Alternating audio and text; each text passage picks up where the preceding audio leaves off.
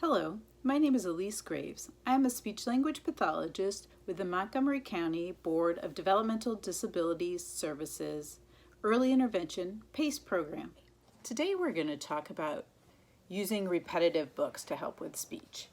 So I love to use repetitive books to help with articulation. The nice part about repetitive books is that once a child has learned the story and the repetition in the book, they can start to practice their speech without having to think about the words that they're trying to produce.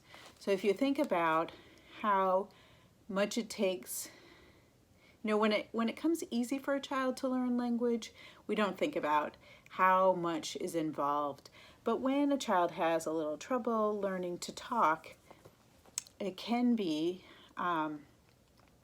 hard to not only think about what you're trying to say, but then if you struggle to say it too, these can kind of compound on top of each other. So we want to make it really easy to practice their speech in a fun, easy way.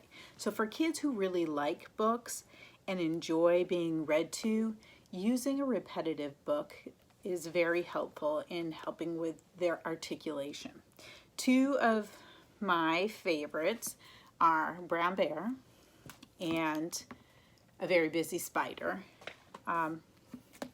So the way that you would work on it, and this comes out over time, so you would read the story, and if your child likes to have stories read to them, you would read the story. Brown bear, what do you see? I see a red bird looking at me. And as you read it again and again, and your child gets used to this story, then you can do things like, brown bear, what do you, and wait. And this is a hard part, but if your child knows the story, they will fill in, see. And if not, wait a couple seconds and you fill it in. So brown bear, what do you see? I see a, and then you can turn the page and give them a hint of what's coming next. Red, see if they will fill in bird with the visual cue. Looking at, and see if they'll fill in me. If not, just keep going and read it the way you want it to, but each time pausing just a little, because for different kids, they're going to need time to see what you're trying to do. So red bird, what do you see? I see a, you can stop in the middle if they know what color the next one is, or you can give them the hint, and maybe they'll say yellow, or maybe they'll say yellow duck. And as they go along and get a little bit better at it, you can stop sooner. So blue horse, what? And maybe they'll fill in, do you see? But I would take it one, let them fill in one word, and then back it up to fill in two words, and then see if they can do more and more. The same goes with A Very Busy Spider. So you can read the beginning part, because that part's not repetitive. And then you can do, nay, nay, said the horse, want to go for a ride. And each of those parts is different. So you would let them fill in the animal, if they know the animal. The spider didn't answer. She was very busy spinning her web. And then you can let them fill in. So, moo moo, said the cow. And even if they say it and say something wrong, tow or whatever their attempts at it, you would just smile and say, cow. Want to eat some grass?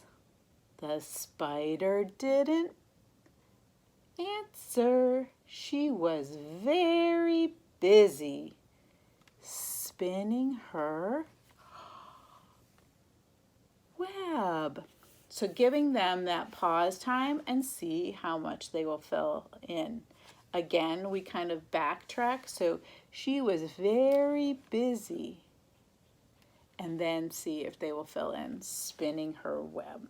And we want to just build it backwards so that they can fill in more and more as they go along.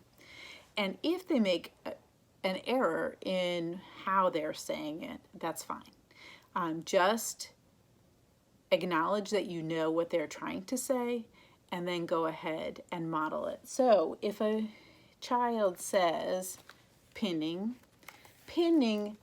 her web or pinning ebb, you could say, yeah, spinning her web, and kind of focus on the sounds that aren't there for the child.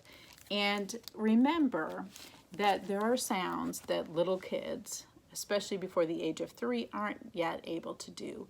And so some of those sounds are putting like an S and a P together. So don't focus overly on the sounds that they shouldn't have yet. Focus more on the sounds, the beginning P, B, M, T, D, K, and G that you expect kids to have at this age. Please, if you have any questions, feel free to talk to a speech therapist or your developmental specialist, and we can get you more resources and support you in your child's communication development. Thanks.